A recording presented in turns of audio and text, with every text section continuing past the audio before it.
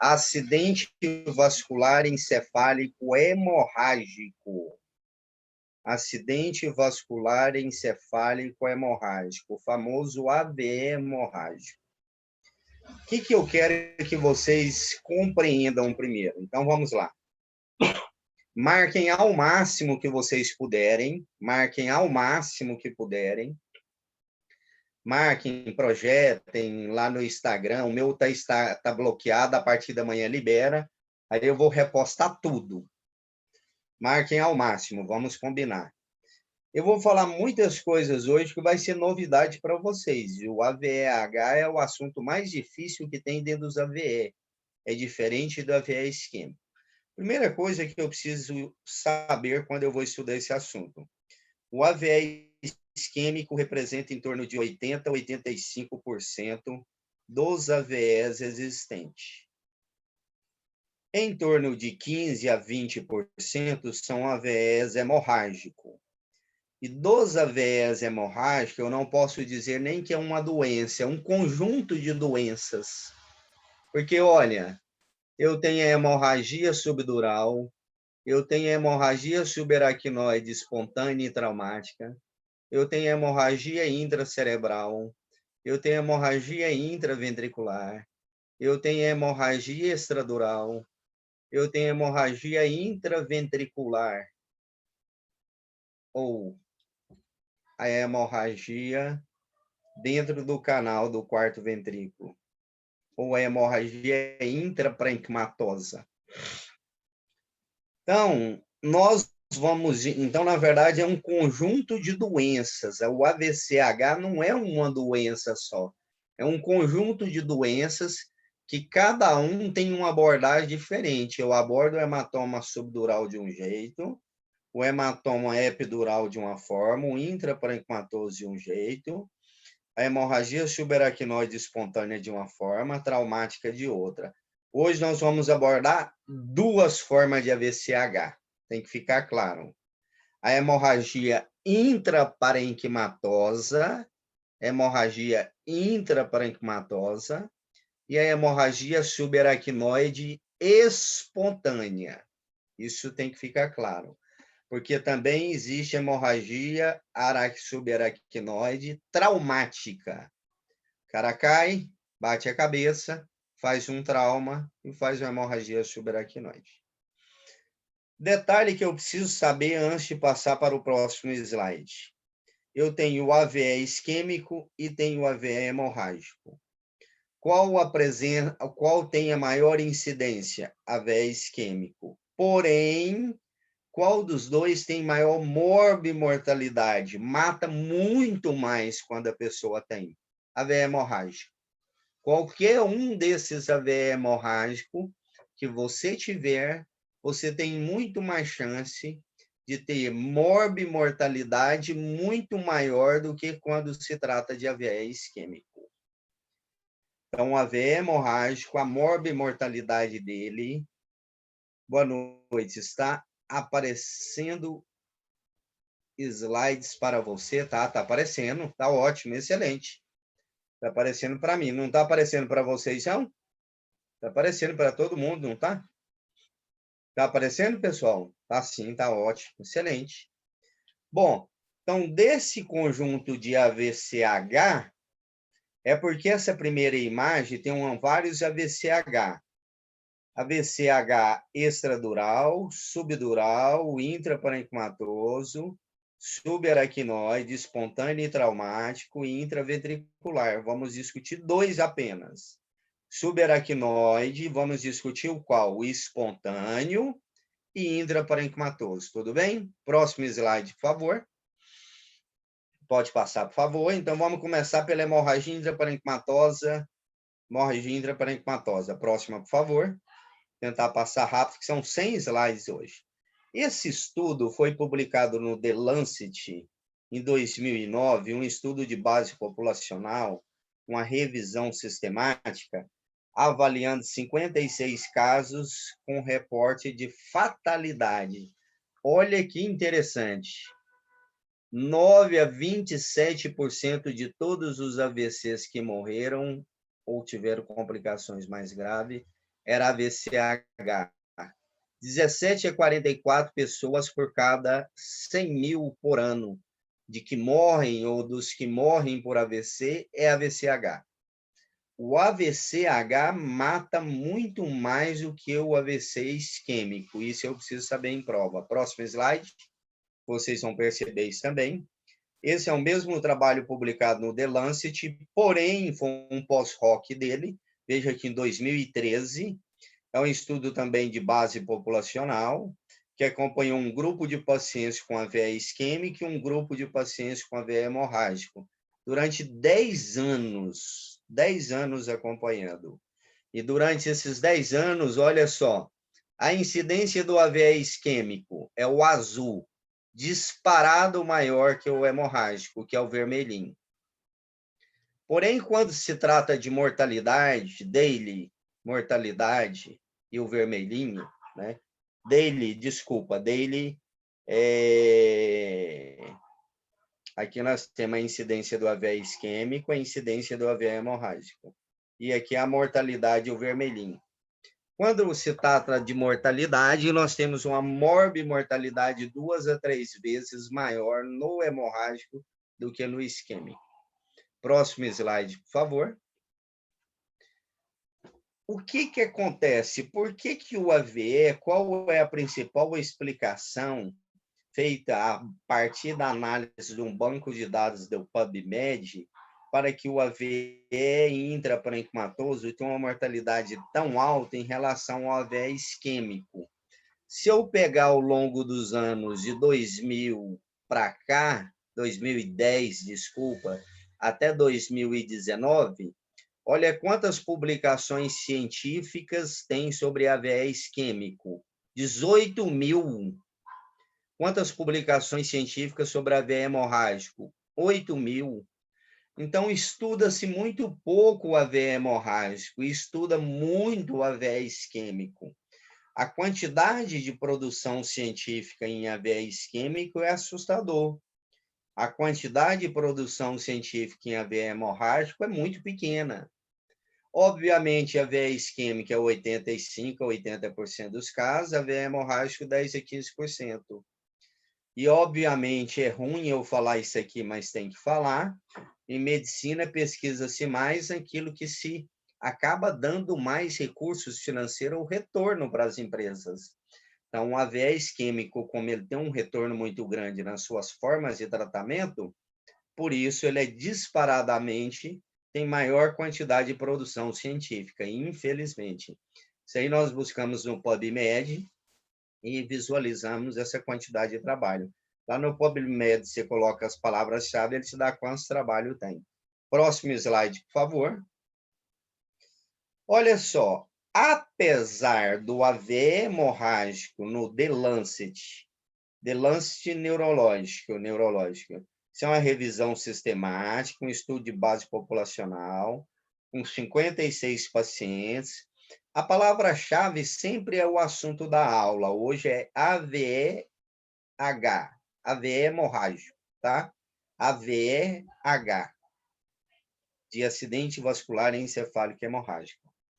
Apesar do AVE hemorrágico ter mortalidade maior que o AVE isquêmico, se eu observar de 80 até 89, ele tinha uma mortalidade de quase 70%. Se eu observar de 90 até 99, a mortalidade caiu para 60%. E se eu observar de 2000 a 2008, a mortalidade para quase 30%.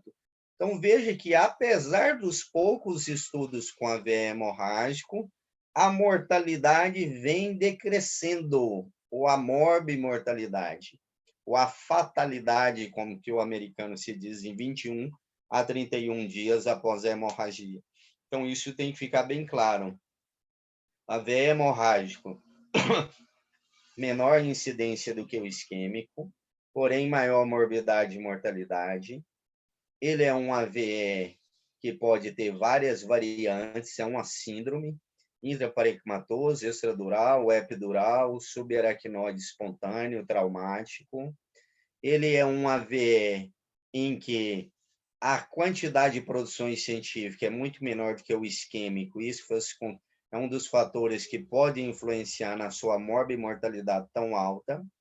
Apesar da morbimortalidade ser alta, a cada 10 anos a mortalidade vem diminuindo de forma drástica. Nós vamos ver o porquê.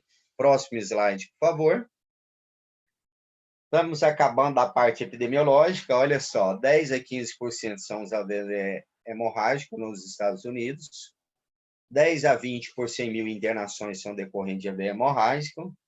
A idade, eu quero chamar a atenção para duas coisas aí, três. A idade sempre é acima de 50 anos, é a grande maioria. Japoneses e negro é um fator de risco, olha, 50 a 55 por 100 mil é japonês ou negro. Importante causa de morte. Se eu observar aqui, as doenças cardiovasculares entram aqui em azul claro. Aí depois neoplásicas. Aí quando eu pego os strokes ou AVE, que vai entrar junto com as causas cardiovasculares, olha a quantidade de AVE, 5,5 milhões. É uma quantidade muito grande de pessoas que morrem decorrente de AVE, tanto AVE isquêmico quanto AVE hemorrágico. Mas o que eu quero chamar a atenção nessa epidemiologia? Epidemiologicamente, tem alguns outros fatores envolvidos nisso aqui. Se eu pegar um paciente com AVCH e te perguntar qual é o principal fator de risco envolvido nisso aqui, além de idade, além do homem ser mais frequente, japoneses, negro, qual é o fator de risco mais frequente? Hipertensão arterial. Hipertensão arterial disparado. Por quê? Alguém sabe me responder? Eu acho bom o chat aberto, por isso que a gente vai fazendo um bate-bola. Alguém sabe me responder no chat por quê?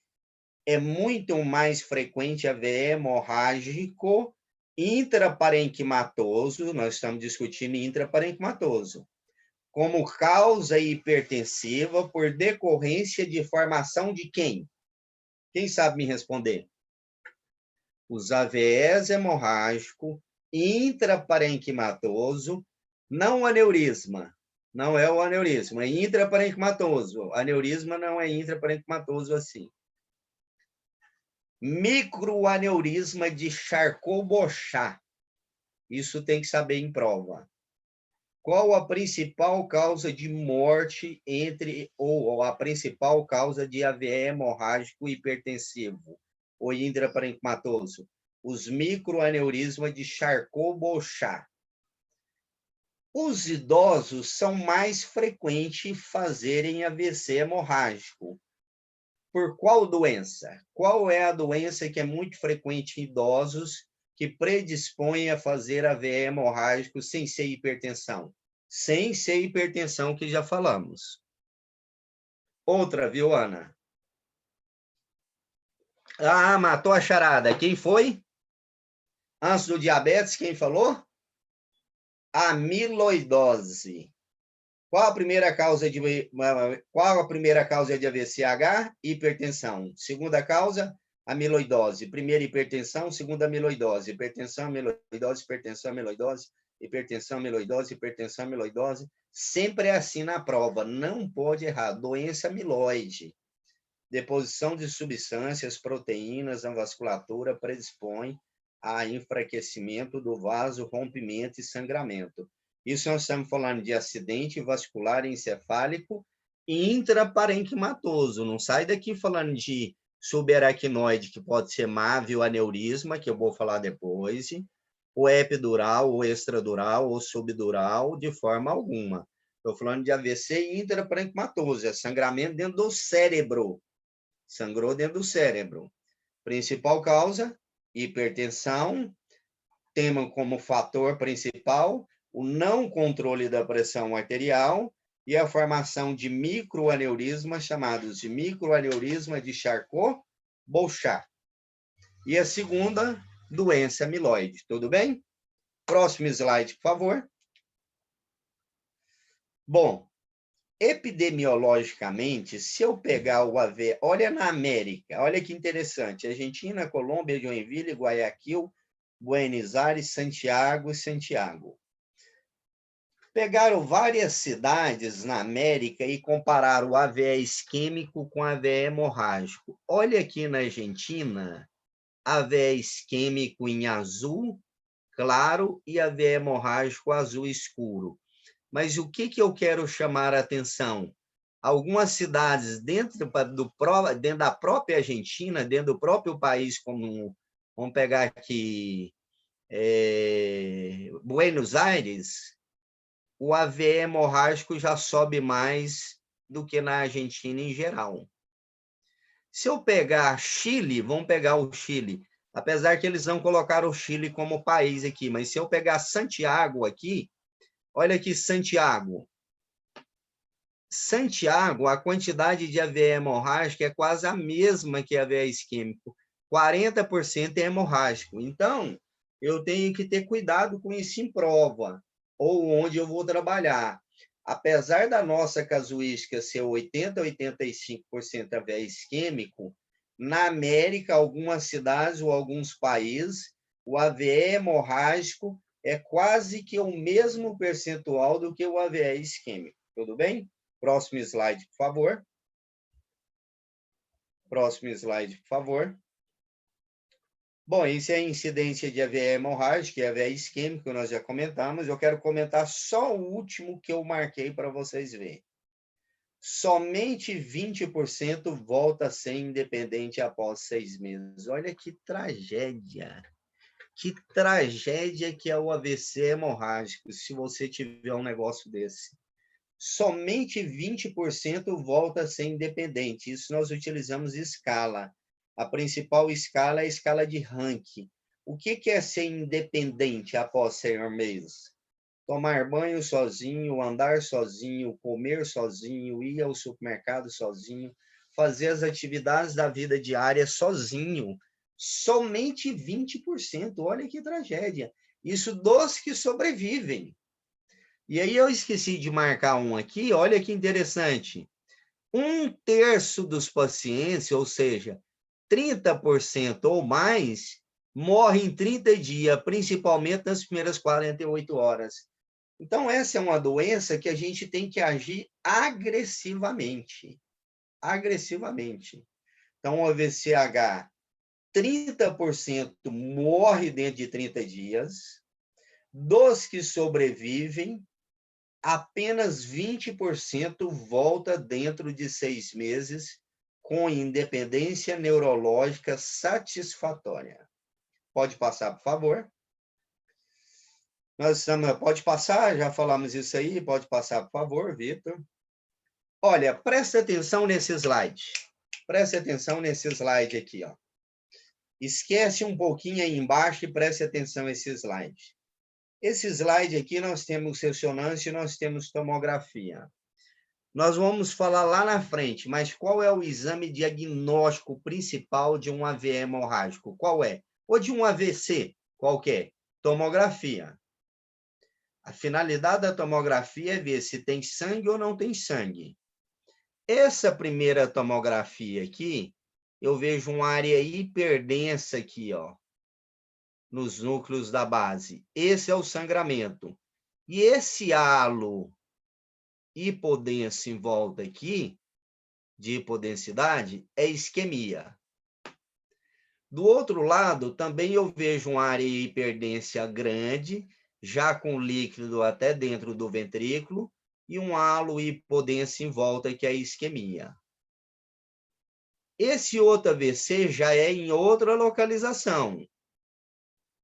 Hiperdenso aqui, com área de hipodensidade aqui. Esse aqui já é outra localização. Áreas hiperdensas aqui de sangramento. E esse aqui é outra localização, uma área hiperdensa aqui. Aqui, ó. Então, um aqui, outro aqui. Se o Vitor quiser apontar aí, pode apontar que facilita para os meninos ver. Pode riscar aí, Vitor, não tem problema. Eles estão pedindo para riscar. Então, ó, uma área hiperdensa. Vocês vão entender onde eu quero chegar com esses 5 slides. Pode riscar aí, Vitor, não tem problema. Ó, uma área, ó, há várias áreas de hiperdensa aqui nesse aqui, ó, onde o Vitor está riscando, ó, de verde. Esse aí é um AVE hemorrágico. Em volta dele tem isquemia. Ali onde o Vitor vai riscar ali de verde também é outro AVE hemorrágico, ó. Se pegar o vermelho vai ficar melhor, viu, Vitor, depois. Isso, beleza, não tem problema não. Aí é outra área hemorrágica também. Se eu pegar esse de baixo, olha o tanto de pontos hemorrágicos aí para baixo, Vitor, aí mesmo. Isso aí tudo, ó. Isso tudo aí é sangramento, ó. Descendo aqui também é sangramento, ó. Onde está aqui com esse aqui? Isso aí, ó. Beleza. Se eu pegar aqui essa área aqui, Vitor, ó. Essa área aqui é um sangramento, ó. Aqui, ó. Em volta aqui. Esse hiperdenso aqui, bem dentro aqui do quarto ventrículo, Vitor, no tronco cerebral aqui, ó. Essa de cá, aonde está a ponte, onde está escrito ponte aqui. Lá está cerebelo, aqui, ó. No meio da ponte mesmo aqui, ó. Esse hiperdenso aqui, ó. Isso, agora tá certo, esse aí. E se eu pegar de cá, olha aqui, desse outro lado de cá. O que eu quero chamar a atenção para vocês, que isso aí cai muito em prova, mas cai bastante em prova, mas muito. Prestem atenção aqui. Aí eu vou fazer pergunta, vocês vão me responder no chat. A maioria dos AVCs hemorrágico intraparenquimatoso pega qual área? Os núcleos da base. Os núcleos da base. Putamen, caudado, tálamo. E qual é o núcleo da base mais comprometido? Qual é o núcleo da base mais comprometido em AVC hemorrágico? Isso cai muito na prova. Olha aqui. Núcleo putaminal, 28%. 28% pega o núcleo putaminal. 28,6%. Então, o putamen é um dos núcleos mais comprometidos, mas olha o que eu quero chamar a atenção de vocês. Tem o putame, tem o lobar, tem o talâmico. O lobar aqui vai pegar um pouco do talâmico e vai pegar um pouco também de outros núcleos. Mas o que passa do lado dos núcleos da base? A cápsula interna. E a cápsula interna ela é rica em quê? Fibras motoras. Então, geralmente, esses pacientes que têm esse sangramento intraparenquimatoso, que pega núcleo da base, como que eles cursam do ponto de vista motor? Quem sabe me responder? Do ponto de vista motor, como que eles cursam?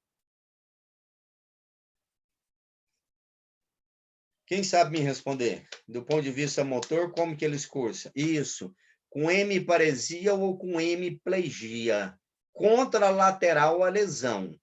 Não é ipsilateral, é contralateral, viu, Maiara? Por quê? Porque isso aqui é uma lesão supratentorial.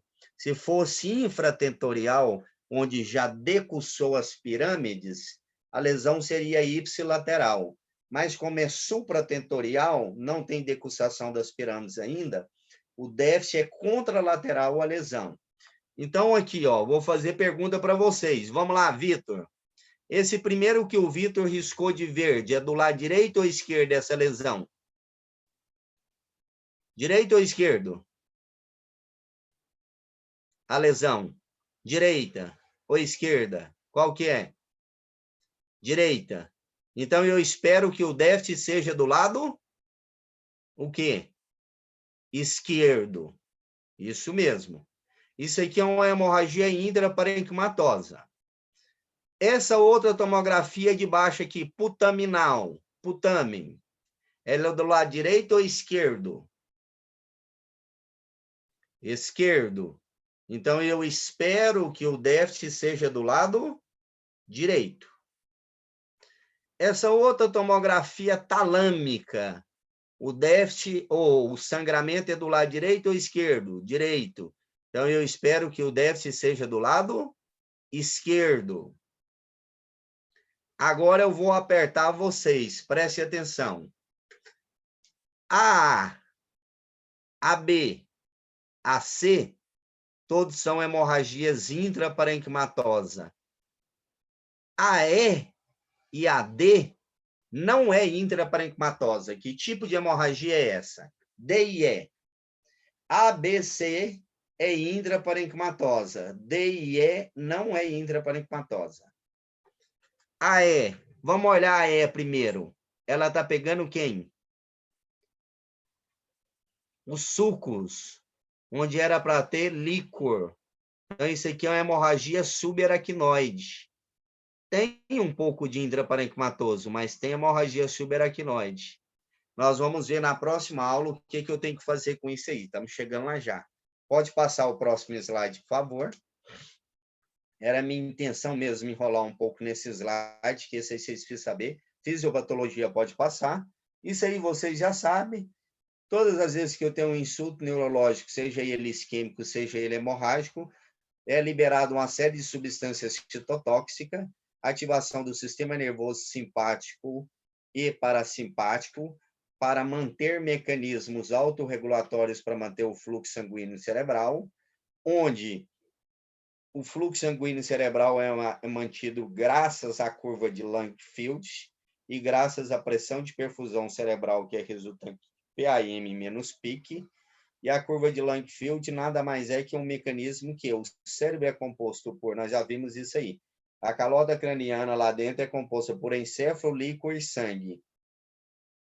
Quando diminui um desses parâmetros ou aumenta a agressão em outro, o edema cerebral aumenta, ele tenta diminuir o fluxo sanguíneo, aumentar o fluxo sanguíneo cerebral, venoso ou arterial, como mecanismo compensatório. Até chegar um mecanismo que não consegue compensar, e aqui, consequentemente, aumenta a pressão intracraniana. Próximo slide, por favor. Pode passar o próximo. Esse slide eu quero que vocês prestem atenção. Aqui é um quadro de hemorragia intraparenquimatosa dentro da primeira hora, dentro das primeiras 6 horas, dentro das 24 a 72 horas. Vou fazer uma pergunta importante. O hematoma cresceu até que horas? O sangramento aumentou até que horas? Até que horas, gente? Vamos. Tá aí o slide, tá a cola. De 1 a 6 horas. 72 horas não. 72 horas formou o quê, gente? O que formou com 24 a 72 horas? Edema. Nada mais que um AVE isquêmico. Isquemiou a área que era hemorrágica, isquemiou em volta. Então, vou fazer uma pergunta para vocês. O risco da pessoa ressangrar quando faz um AVE hemorrágico é dentro das primeiras, o quê? Se fosse para você marcar em uma prova. O risco é muito maior de ressangrar dentro das primeiras 6 horas. Matou a charada. É isso aí que cai em prova de residência. Dentro das primeiras 6 horas é o maior risco de ressangrar e o hematoma aumentar muito. Então, eu tenho que ficar muito de olho nas primeiras 6 horas, que esse hematoma ele pode expandir demais. E se ele expandir, desencadear o quê? Isso que eu quero perguntar. Prof, por que tem isquemia associada? O hematoma, a substância citotóxica, viu, Lara? A substância citotóxica liberada pelo hematoma faz isquemia celular, faz lesão da membrana, lesão da mitocôndria, disfunção da produção de energia, diminuição do fluxo sanguíneo local, tudo isso. Necrose do sangue, coagulação do sangue, tudo isso. A partir da formação do edema, o paciente não volta mais ou o dano é irreversível ainda? Pode ser reversível, pode ser. Vai depender da nossa atuação, que nós vamos ver já já. Então, nas primeiras 6 horas, nós temos que ficar de olho na expansão do hematoma. Vou fazer a seguinte pergunta. Eu mesmo vou falar antes de perguntar. Como que eu fico de olho na expansão desse hematoma? Se ele piora o nível de consciência, se ele convulsionar, se ele ficar com as pupilas anisocóricas, se o Glasgow rebaixa mais de 2 pontos do nível de entrada, ou fica Glasgow menor do que 8, eu tenho que correr e realizar uma nova o quê? ou se ele apresenta sinais de hipertensão intracraniana, bradicardia, hipertensão arterial, insuficiência respiratória, náuseas, vômito, papiledema. Correr e fazer uma nova tomografia, Maiara. Muito bem, tem que correr e tomografar de novo.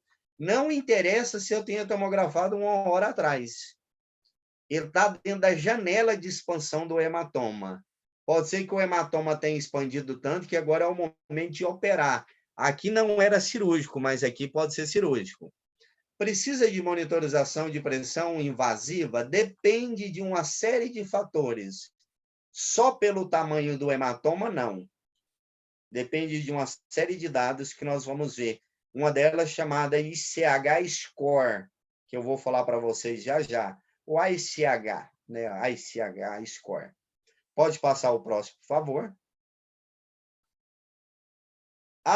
Volta aqui um pouquinho. Volta naquele slide lá, Vitor. Então, eu vou fazer a seguinte pergunta. Se ele tem chance de ressangrar apenas dentro das primeiras 24 horas, a partir de que momento que eu posso entrar com profilaxia farmacológica para TVP-TEP? Clexane ou heparina? A partir de que horas que eu já posso dar isso para ele?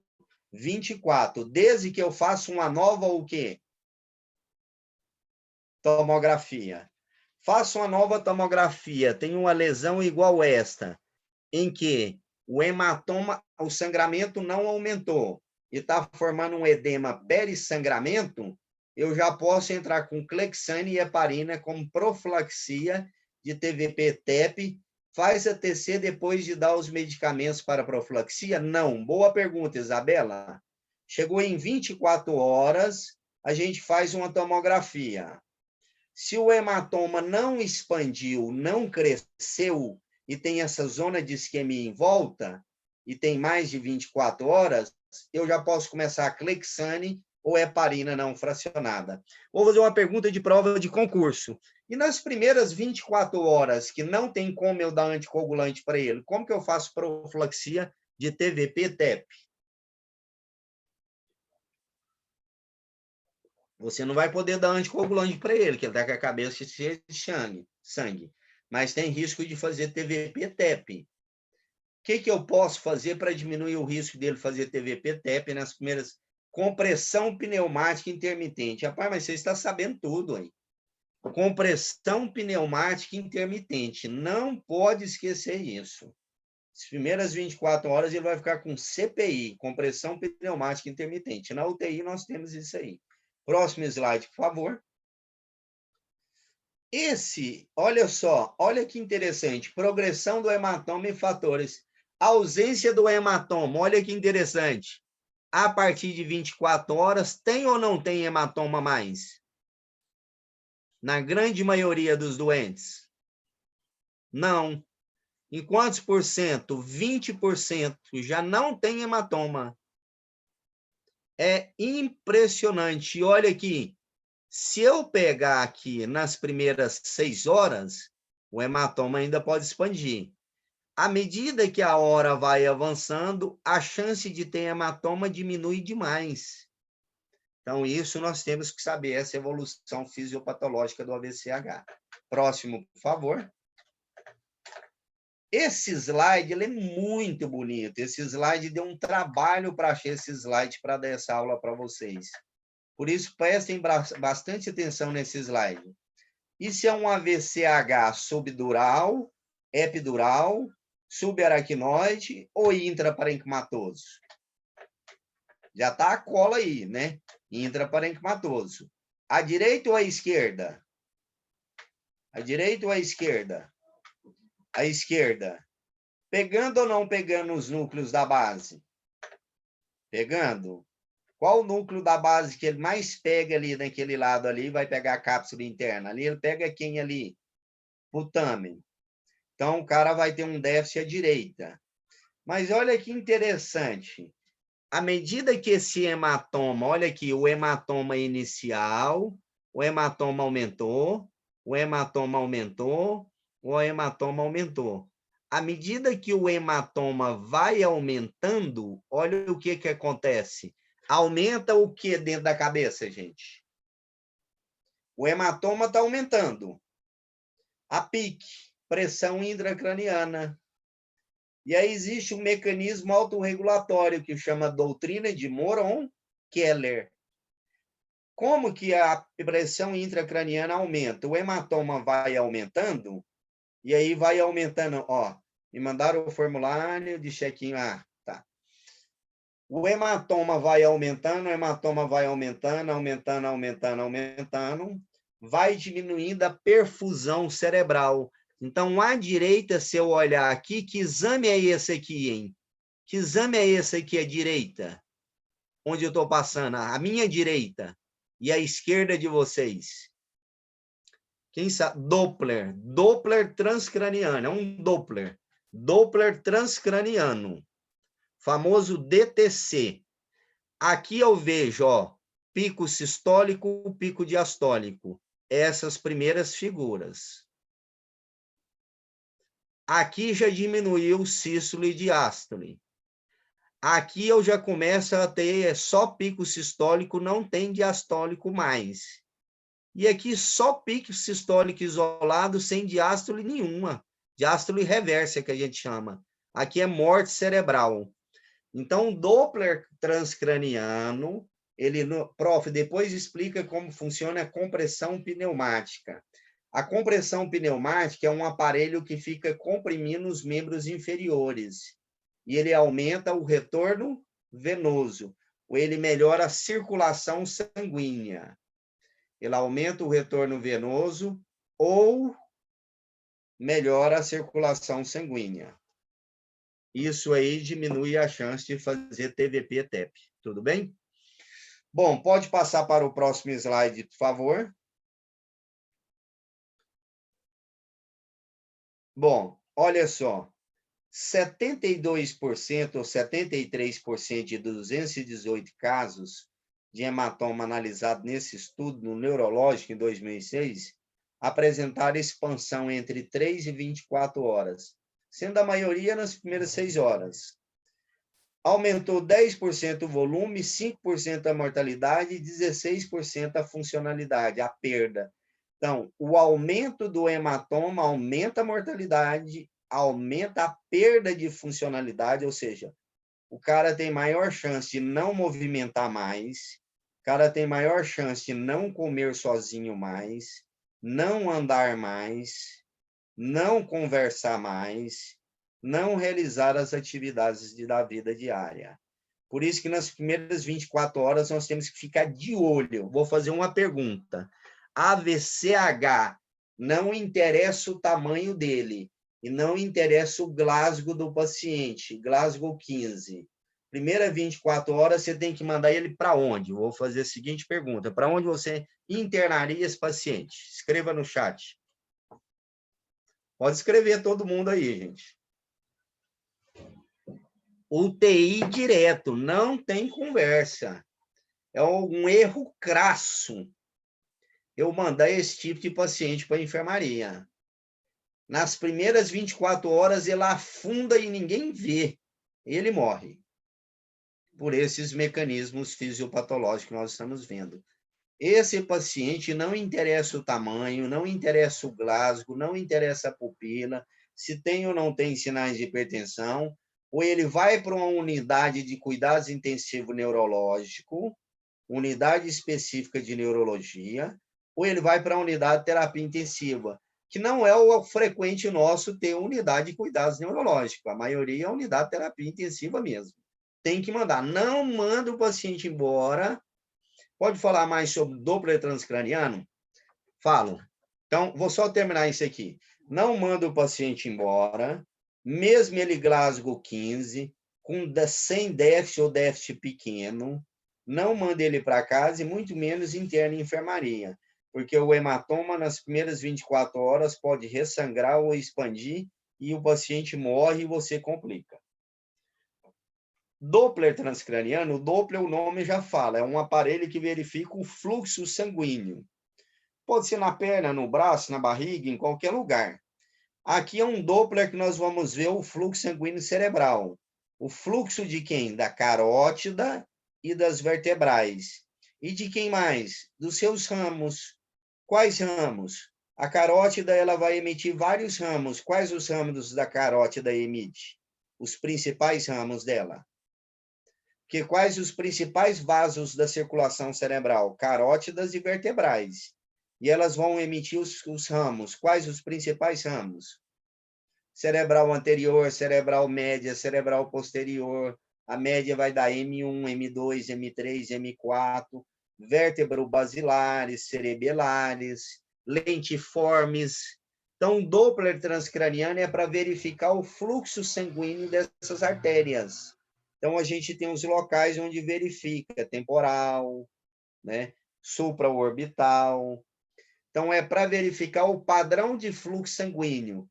Para que ele serve? Será que tem fluxo para o cérebro? Não tem fluxo. Então, serve para fechar diagnóstico de morte cerebral. Como que está o fluxo sanguíneo cerebral? Olha, o fluxo sanguíneo cerebral está fazendo picos sistólicos e diastólicos muito altos. Pô, está fazendo um vasoespasmo muito grande. Então, ele serve para diagnóstico de vasoespasmo, morte cerebral, circulação sanguínea, se está fazendo isquemia cerebral ou não. Então, o Doppler é para ver fluxo sanguíneo cerebral. Vamos dizer assim, o Doppler transcraniano. Próximo, por favor. Quadro clínico de quem tem um AVCH. Esse eu vou passar rápido porque o quadro clínico depende da localização, mas eu quero chamar a atenção para 3 coisas. Passa o próximo, por favor. Olha só, o que vocês veem de interessante nesse slide? Se fosse para vocês escolher um desses sinais e sintomas, por isso que eu coloquei esse slide. Eu não gosto de slide assim, mas eu coloquei porque tem uma coisa aí que chama atenção. Qual desses aí que te chamaria atenção, além do rebaixamento de nível de consciência? Cefaleia. Cefaleia. Cefaleia, vômitos e pressão arterial elevada. Olha que coisa interessante. Cefaleia, vômitos e pressão arterial elevada na admissão. Se eu pegar essa tríade aí, ou essa pêntade, né? Rebaixamento de nível de consciência, cefaleia, vômito e pressão arterial elevada, a chance é altíssima de ser um AVC. E mais ainda de ser um AVC do tipo hemorrágico. Olha o que eu vou falar. Pela clínica, não dá para diferenciar se o AVE é isquêmico ou é hemorrágico. Mas, olha o que eu vou falar para vocês. Qual desses sinais e sintomas que não é muito frequente no AVE isquêmico? Não é muito frequente no AVE isquêmico. Cefaleia e vômito. Não é muito frequente. E outro aí que não é muito frequente, apesar de aparecer pouco aí, convulsão. AVE isquêmico também não é frequente ter convulsão. Então, a pessoa, quando convulsiona, tem cefaleia, tem vômito, é baixo nível de consciência, poxa, posso abrir o olho que tem grande chance disso aí ser um AVE hemorrágico. Vou voltar a repetir. Não fecha o diagnóstico. Quem vai diferenciar se é hemorrágico ou se é isquêmico é a tomografia computadorizada de crânio sem contraste. Próximo slide, por favor. Diagnóstico, nós já falamos, pode passar, por favor. Tratamento, aí entramos na última parte, pode passar, por favor. Esse eu vou passar bem rápido, porque interessa para nós o seguinte. Eu estou com um cara com AVCH intraparenquimatoso. O tratamento, um dos tratamentos é controle de pressão arterial. Esse é um estudo chamado ATTACK 2. O ATTACK 2 publicado no New England e depois na Neurocritical Care. Mostrou que eu tenho que manter sistólica até 140, no máximo 180, nos pacientes sem comorbidades. Nós mantemos nos pacientes com AVC hemorrágico, nós mantemos entre 140 e 160.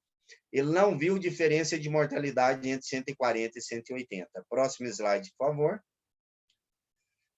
Esse é um estudo que mostrou AVCH de cerebelo. Olha que coisa interessante.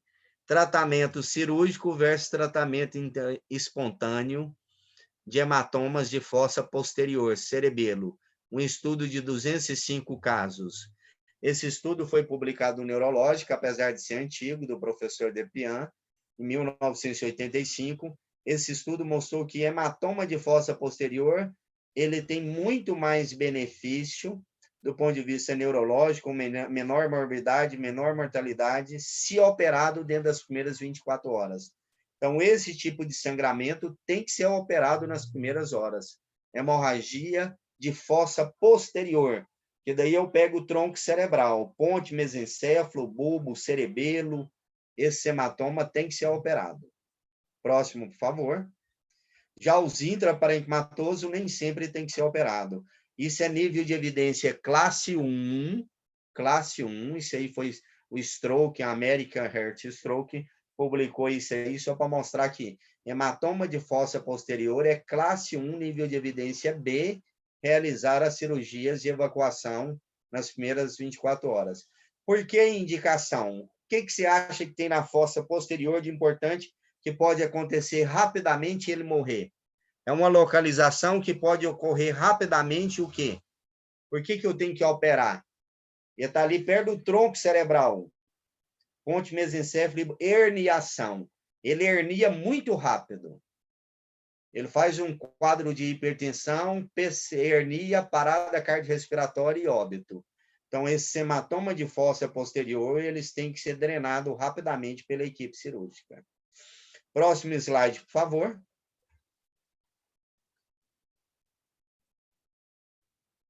Bom, esse aí foi um estudo que foi realizado depois, chamado Interact 2. Ele pegou pacientes com pressão entre 150 e 220, em que tinham ictus de menos de 6 horas, Glasgow maior que 5, sem indicação de cirurgia, um N de 2.800 pacientes. Um grupo com pressão arterial sistólica menor que 140, com menos de 1 hora de ictus, e manter por 7 dias, versus um grupo que ele manteve a pressão por menor que 180. Um grupo manteve menor que 140 e outro grupo manteve menor que 180. Não teve diferença de ranking, diferença neurológica. Efeito colateral grave não teve diferença nenhuma. Expansão de sangramento, porque talvez alguém pode pensar, 180 sangra mais que 140. Não sangrou. Então, veja bem, entre 140 e 180 não tem diferença de manter a pressão arterial. Isso foi demonstrado pelo Interact 2, publicado no New England, num grupo grande, quase 3.000 pacientes. Então, um estudo extremamente grande e que não tem como, é difícil refutar, publicado em 2013. Pode passar, por favor.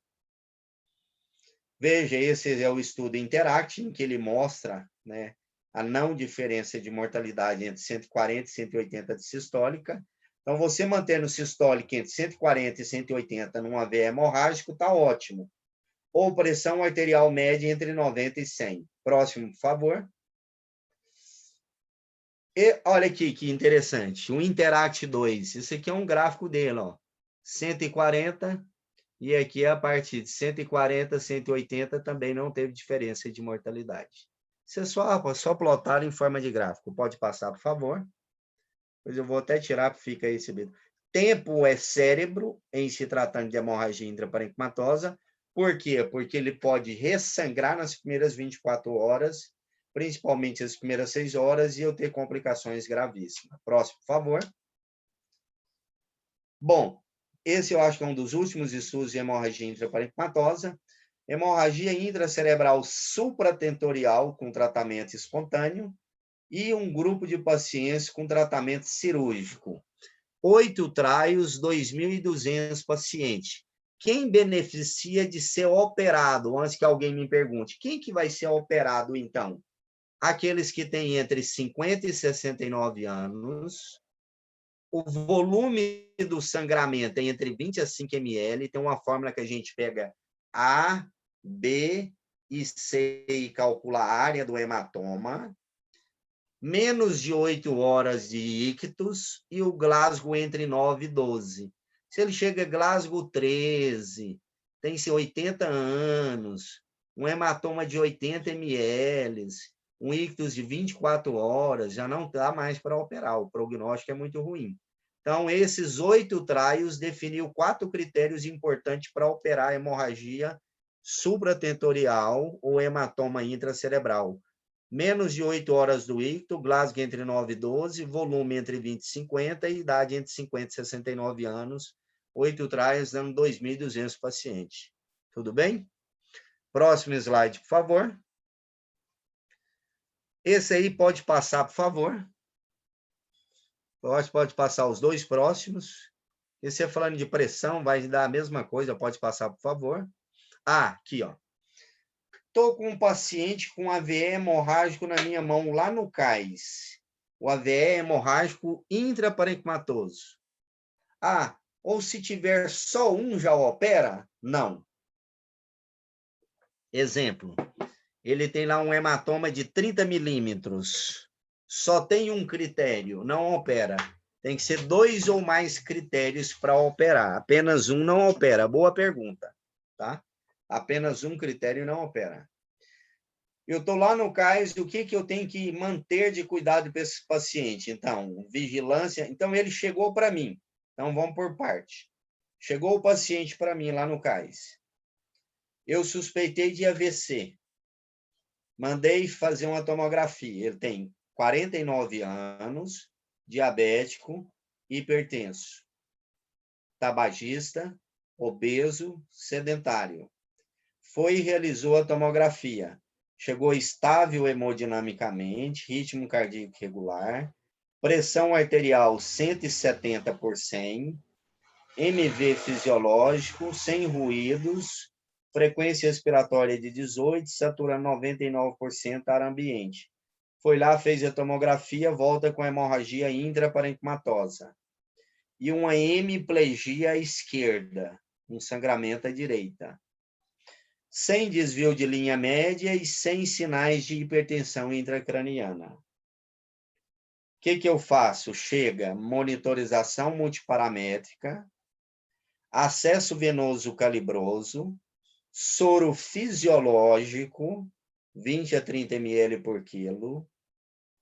Se tiver sinais de hipertensão intracraniana, se tiver cabeceira elevada, se Glasgow menor do que 8, proteção de via aérea e intuba o paciente. Manitol ou salina hipertônica.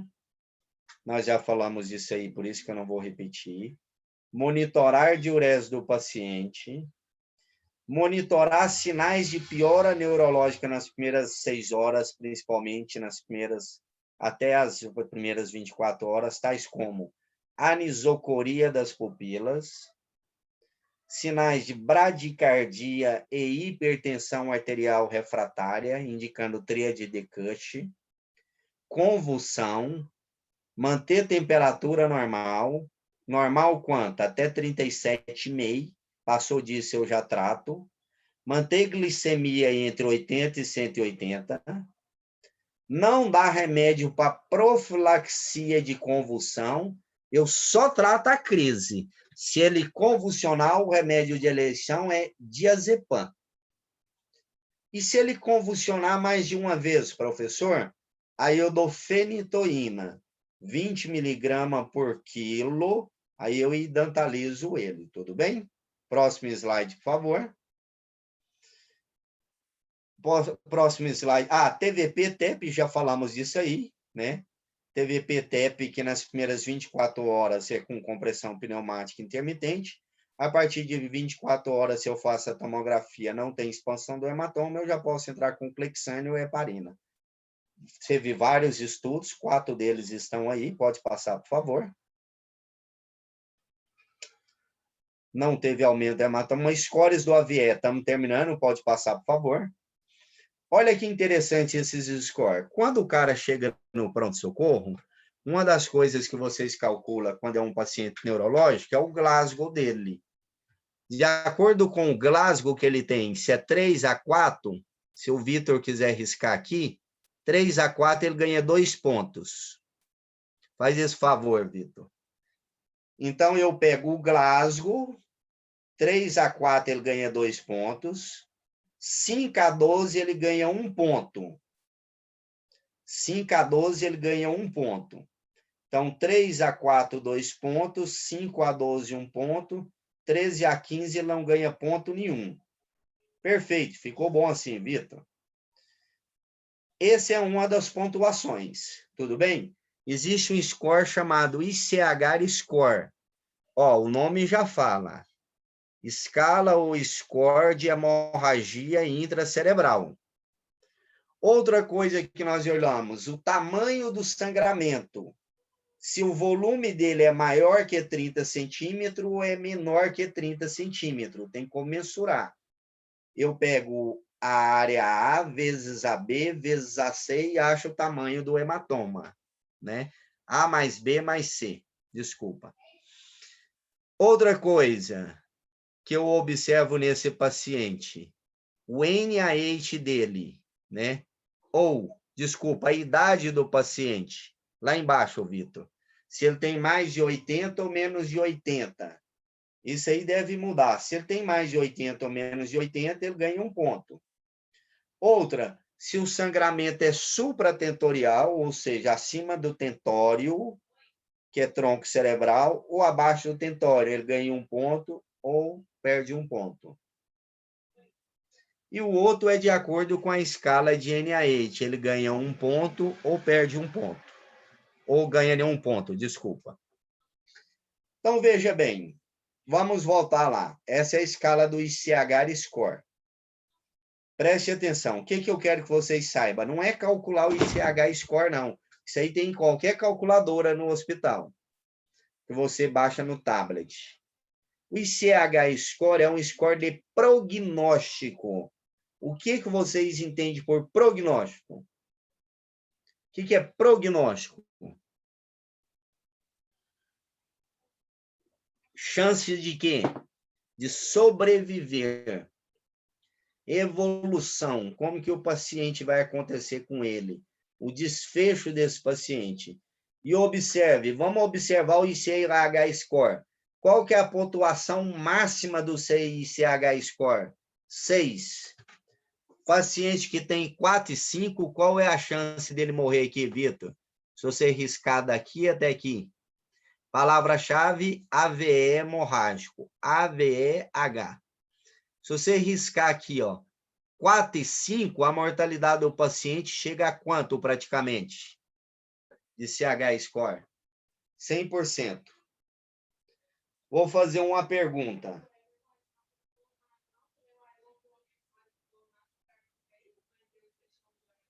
Vou fazer a pergunta. Vocês, como neurocirurgião, aplique CH score, dá 5, 6. Você opera ou não opera esse paciente? A maioria deve ou não se operar, visto que ele tem 100% de chance de mortalidade. Não opera. Isso não é um paciente para ficar operando. Então, veja bem, ele serve para definir conduta também. O ICH score, além de prognóstico, é uma escala que serve para definir conduta, tudo bem? Não pode esquecer isso. Próximo slide. Valeu, Vitor, ficou perfeito aí, ficou bom. Próximo, por favor. Ah, depois você vai me ensinar a apagar isso aí. Esse dia eu caguei na aula do Vitor aí e não consegui apagar. Ficou um amarelinho lá ainda. Bom, esse aí é a mesma coisa, mostrando o ICH score, que quanto maior o ICH score, o ICH score é o verdinho. Quanto maior a pontuação do ICH score, maior é a chance do paciente ir a óbito.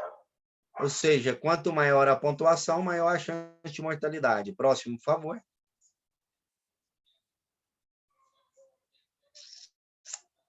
Aqui a gente fala da subaracnoide aneurismática. Essa aqui vai ser bem rápido. E aí a gente encerra. Essa aqui nós vamos ser bem rápido nesse assunto. Ó, deixa eu falar um negócio para vocês. Existe hemorragia subaracnoide traumática, existe hemorragia subaracnoide espontânea. Hoje eu vou falar apenas de hemorragia subaracnoide espontânea. Isso tem que ficar claro. Não vou falar de hemorragia subaracnoide após trauma, só da espontânea. Por isso que eu falei que é muito rápido. Onde vocês estão vendo a hemorragia subaracnoide espontânea nessa tomografia aqui? Risca aí, Vitor. Onde você está vendo a tomografia aí, o sangramento? Isso. Olha lá, esse todo branquinho aí é sangue. Eu vou fazer uma pergunta interessantíssima aí. Isso aí tudo é sangue. O que era para circular aí? Líquor. Isso aí tudo tem sangue. Aqui tem sangue, ó. Aqui tem sangue. Cheio de sangue aqui nas fissuras, olha. Nas fisuras. Edema cerebral, não consigo diferenciar a substância branca e cinzenta. Aqui eu vejo mais o ventrículo, de cá eu vejo menos o ventrículo. Mas olha o que eu quero chamar a atenção, Vitor. Esse desenho que ficou aqui de amarelo, que você pode até fechar ele aqui, fecha ele de vermelho. Parece a orelhinha de quem? Do Mickey. Parece a orelha do Mickey. Não, aqui, ó, se você fechar aqui, ó, a orelhinha ali em cima do Mickey. Para baixo da setinha um pouco. Essa zona hipodensa. Aqui não tem sangue. Não, aqui. Para cá, Vitor. À sua esquerda, no centro. Aí, ó. Apaga aqui que você vai ver a orelhinha direitinho formada. Isso, aí em vermelho. Esse aí mesmo. Por que eu estou chamando a atenção? Não, contrário. Para lá. Isso. Vocês vão entender por que eu estou chamando a atenção. Por que isso aí interessa para vocês de uma tomografia. Isso, perfeito. Aí fecha ela, encontra ela com outro vermelho. Pode encontrar. Não parece a orelhinha do Mickey? Sim ou não, lá em cima? Quem conseguiu perceber que parece a orelhinha do Mickey? Escreve aí. Sim ou não? Que estrutura é essa no cérebro quando você vê na tomografia? Mesencéfalo. Isso tem que saber em tomografia. Mesencéfalo está situado em que parte do cérebro? Tronco cerebral, que é ponte mesencéfalo e bulbo.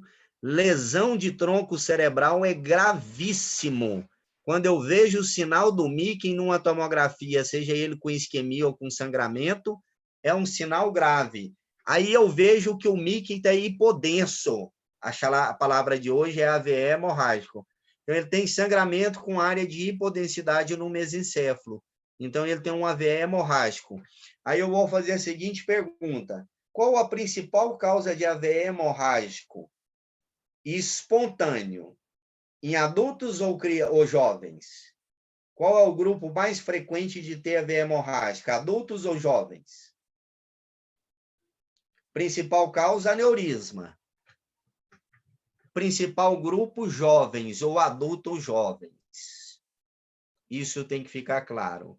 E se for criança e adolescente? O que é muito frequente? Se você quiser apagar esse aí do mesencéfalo, viu, Vitor? MAVE, malformação arteriovenosa. Então, tem que ficar claro. Malformação arteriovenosa e aneurisma são causas frequentes de hemorragia subaracnoide.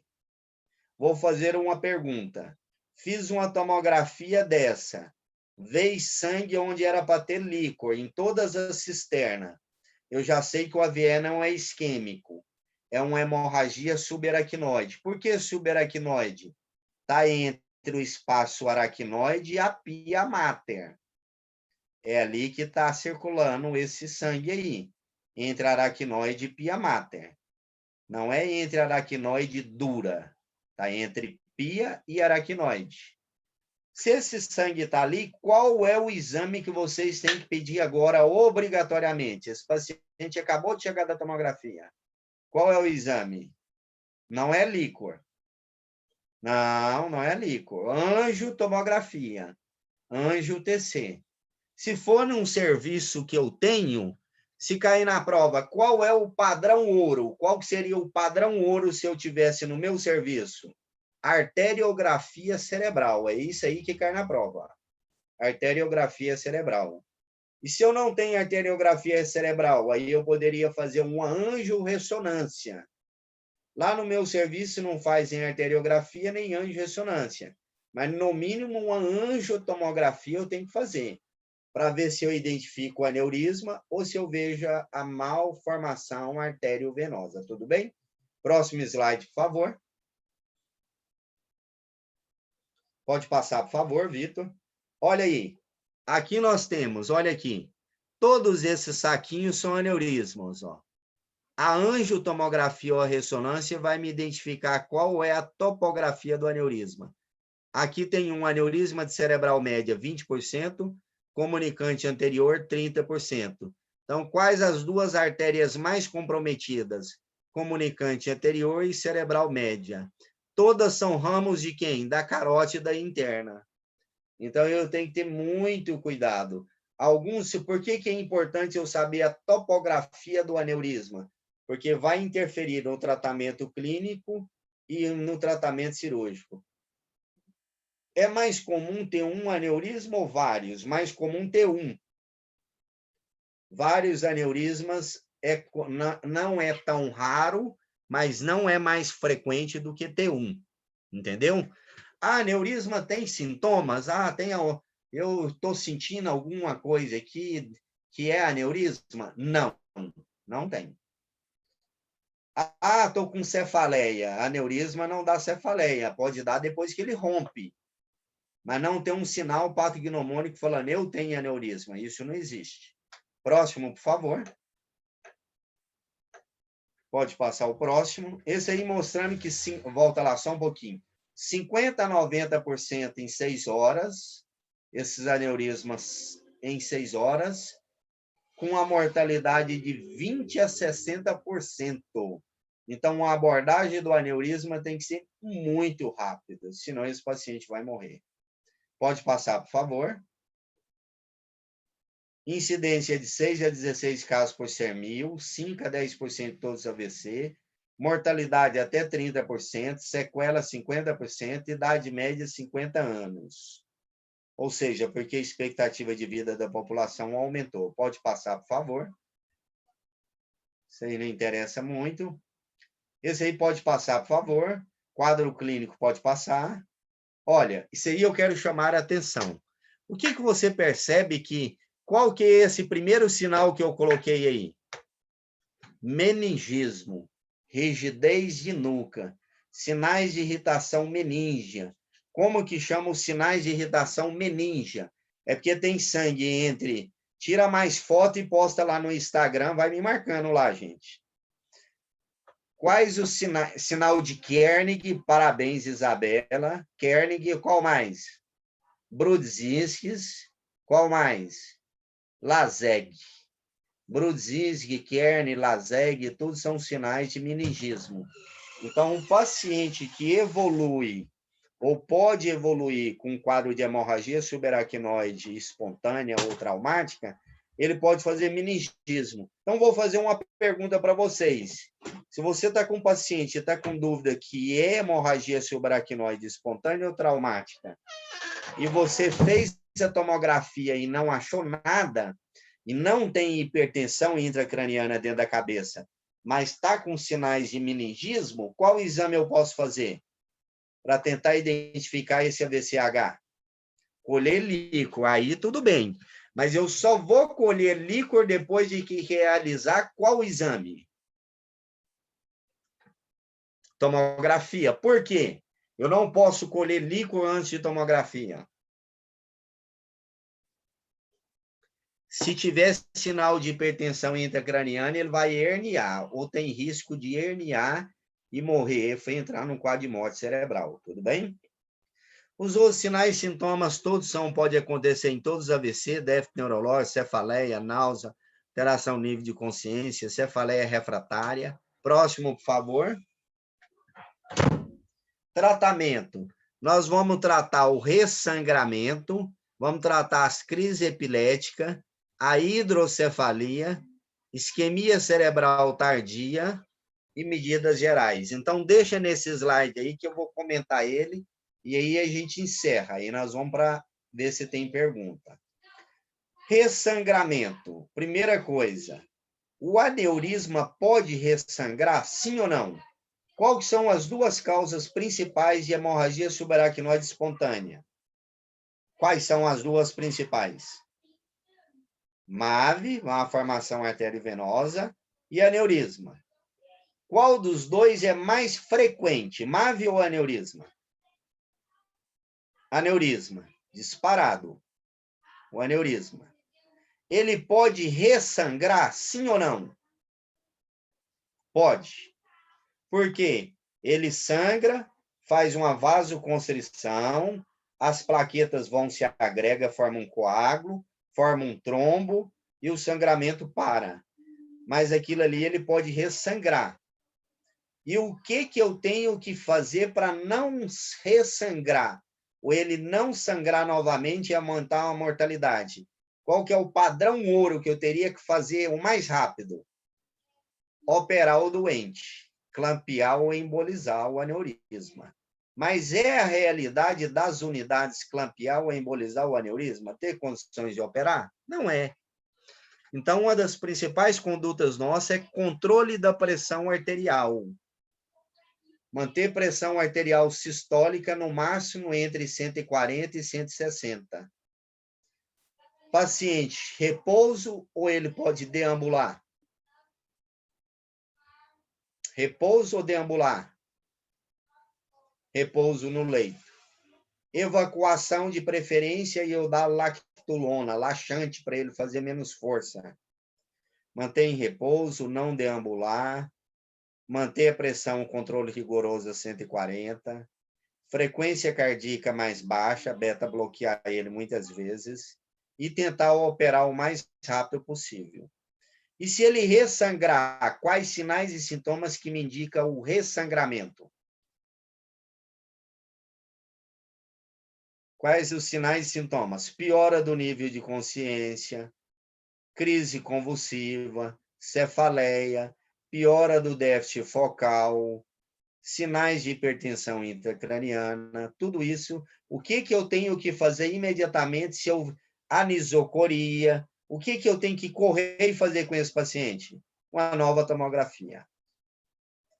Por quê? Ele pode ressangrar, aumentar o sangramento e herniar e entrar em morte cerebral e eu ter que operar esse doente o mais rápido possível.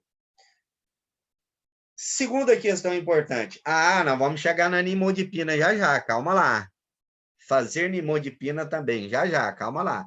Nimodipina não é por ressangramento, nós vamos chegar lá. Hidrocefalia. Por que pode fazer hidrocefalia? Por que a pessoa pode fazer hidrocefalia? Não é compressão. Não é compressão. Obstrução. Certinho, Mariana? Obstrução de quem? Qual ventrículo? Terceiro e quarto ventrículo são obstruídos por quê? O que entra ali para dentro e obstrui eles? Sangue. Sangra dentro do ventrículo e vai lá para dentro e obstrui. O que você observa em hidrocefalia? O mesmo que eu já falei. Piora do nível de consciência, anisocoria, hipertensão intracraniana. Eu corro tomógrafo. O que eu vou ver na tomografia?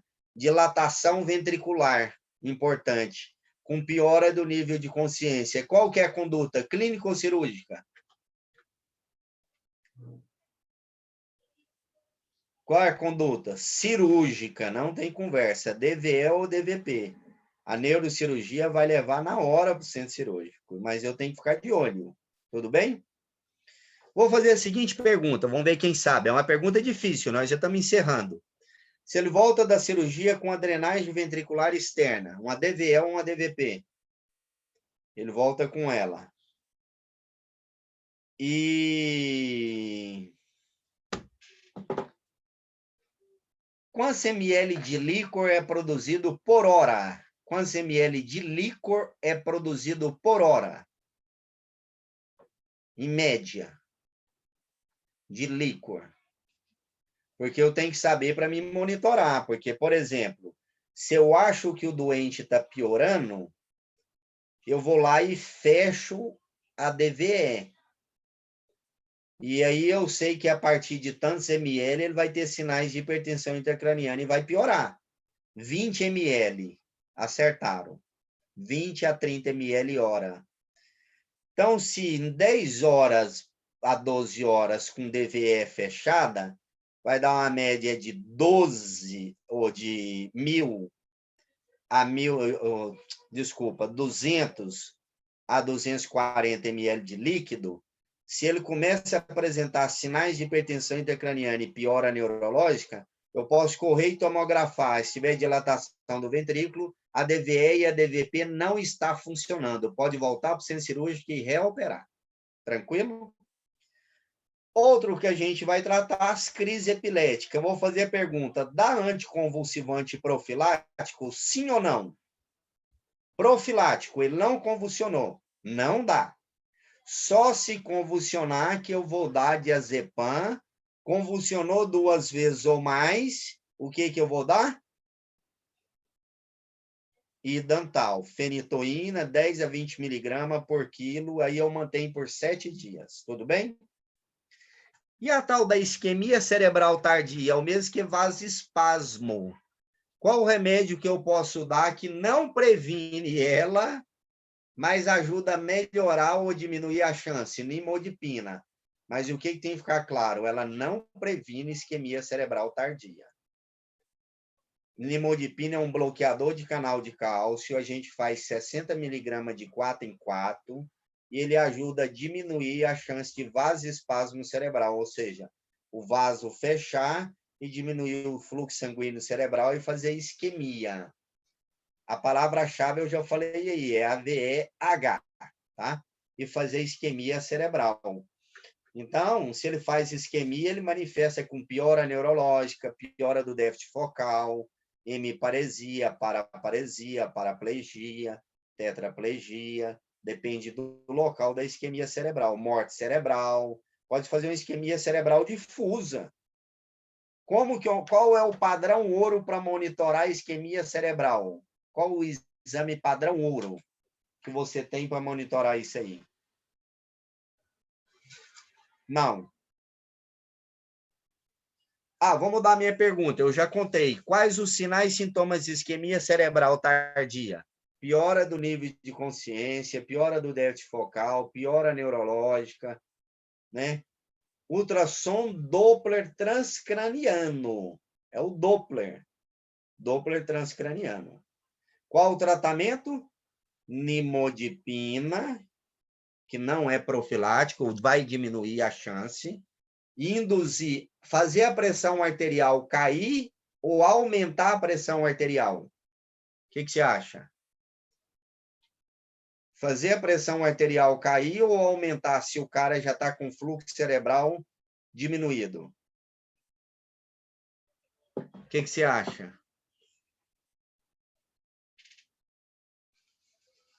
Só um minutinho.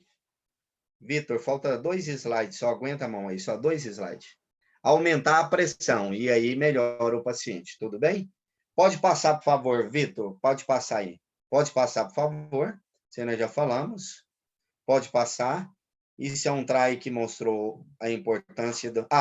esse trial mostrou a importância de fazer ácido tranexame com 1 grama nas primeiras 3 horas, também reduz mortalidade. Pode passar, por favor. Quero mostrar só um score, pode passar status epilético, não fazer droga anticonvulsivante, pode passar. Pode ir passando, pode ir passando. Pode passar, que eu quero mostrar só... Aqui, ó. Volta aqui, só um pouquinho, Vitor. Isso aqui é bom você ver, ó. Olha o jeito que a carótida tá cheinha. Chega para cá, não tem sangue. Isso é um vasoespasmo, onde você percebe no Doppler transcraniano ou na arteriografia cerebral, você vê desse jeitinho. Aí eu vou aumentar bem a pressão com adrenalina, vou induzir hipertensão e posso fazer bloqueador de canal de cálcio e nimodipina ou anrinone aí dentro que vasodilata. Pode passar, por favor. Pode passar, por favor. Mais outro. Outro. Pode passar para o próximo. Eu quero mostrar... quais as 3 principais causas que podem complicar a hemorragia subaracnoide? hipotensão, hipovolemia e hipomagnesemia. Antes existia a terapia do tríplice H, a gente fazia hipervolemia no paciente, hipertensão, induzia hipertensão no paciente, hipervolemia, aumentava a congestão e caía o sódio do paciente, piorava ele. Hoje a gente não faz essa terapia do tríplice H mais. Pode passar, por favor. Estatina sem evidência, não é para usar no AVCH, só no AVE isquêmico. O Doppler de preferência tem que fazer de hora em hora, na beira do leito. Estatina sem evidência, só no AVE isquêmico, pode passar, por favor. Estudo State mostrou isso. Sulfato de magnésio também não tem evidência, o estudo MESH2 mostrou isso. Pode passar, por favor. Nimodipina não reduz vasoespasmo e reduz isquemia tardia. A evidência para o uso é moderada, não é evidência boa. Pode passar, por favor. 4 trials mostrando isso aí sobre exame antiepilético. Não dá antiepilético como profilático. Não tem evidência. Próximo, por favor. Sulfato de magnésio. Já chegou a dar sulfato de magnésio para ver se diminuía vasoespasmo. Não melhorou. Não tem evidência. Próximo, por favor. Pode passar, já passou esse slide. A terapia do tríplice H, hipertensão, hipervolemia e hemodiluição não faz mais. A hipervolemia é ruim, a hemodiluição é ruim, porque faz hiponatremia. A hipervolemia também pode fazer hiponatremia e congestão pulmonar. A hipertensão pode ser benéfica em caso de vasoespasmo. Próximo, por favor. Então, essa terapia não é feita mais. Próximo, por favor. Essa é a revisão sistemática que mostrou que a terapia... Para quem nunca viu um aneurisma clipado, olha lá, o aneurisma foi clipado. Está o clipe lá embaixo, para quem nunca viu um clipe de um aneurisma. Era uma bola muito grande, essa bola aqui foi clipado, resolveu o problema do paciente. Próximo, por favor. Existem esses 2 score, aí nós vamos encerrar a aula, o último slide. Os score utilizados em HSA, aneurismática e espontânea, um deles chama Hunt-Hess. Hunt-Hess é de acordo com os sinais e sintomas de chegada. Vou te dar exemplo. O paciente chega Glasgow 3 ou descerebrando ou decorticando.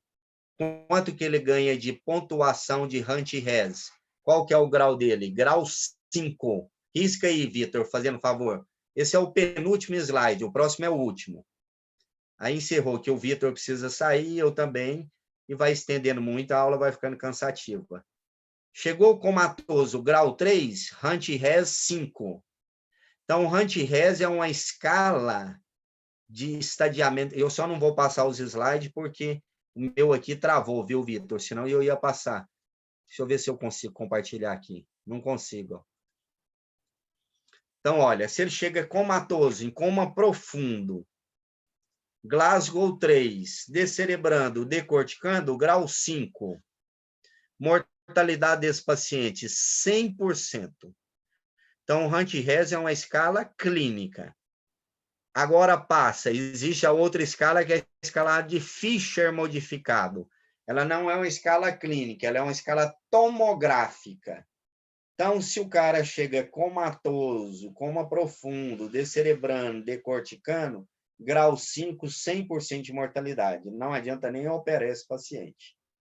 Fisher, pode passar a próxima, por favor.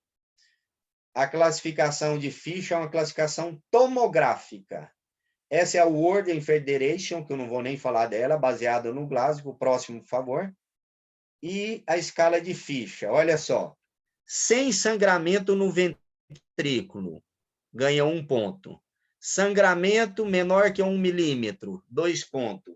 Sangramento maior que 1 milímetro, 3 pontos. Sangramento intraventricular, o ventrículo está cheio de sangue, 4 pontos. O cara que tem um Hunt-Hess 4, Fisher 4, qual é a chance dele sobreviver? Falem aí no chat. Hunt-Hess 4, Fisher 4. Qual é a chance de sobrevivência? 0. Nenhuma. Tranquilo? Não tem chance. A gente encerra por aqui. Quem quiser fazer alguma pergunta, Eu mesmo olho os chats aí e respondo vocês. Obrigadão, viu, Vitor? Te agradeço. Muito obrigado. Pergunta